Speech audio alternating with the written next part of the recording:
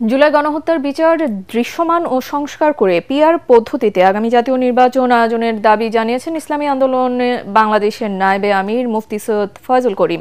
দুপুরে রাজধানীর বায়তুল মোকাররম এলাকায় বিক্ষোভ সমাবেশে তিনি একথা বলেন। পিআর পদ্ধতিতে নির্বাচনে বিএনপির এত ভয় কেন, সেই প্রশ্ন তোলেন ফয়জুল করিম।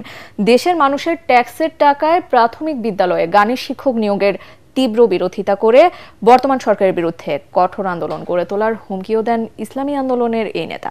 এদিকে অভিন্ন কয়েকটি দাবিতে বিকেলে জামায়াতে ইসলামী, খেলাফত মজলিস, নেজামে ইসলাম পার্টি সহ আরও কয়েকটি ইসলামী দল রাজধানীতে বিক্ষোভ করছে।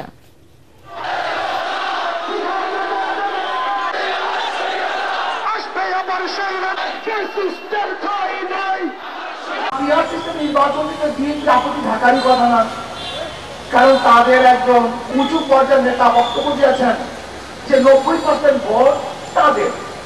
যদি 90% ভোট তাদের হয় তাহলে তারা আসন পাবে 270-এর উপরে।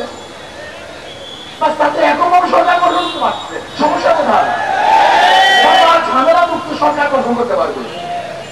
পিআরটিসি নির্বাচনের ব্যাপারে তো বিএনপি বক্তব্য দিয়েছেন, কি বলছেন? তিনি জাতীয় সংসদ গঠন করবেন, জাতীয় সরকার গঠন করবেন। তা জাতীয় সরকারটা কিভাবে হবে আমাকে বলুন।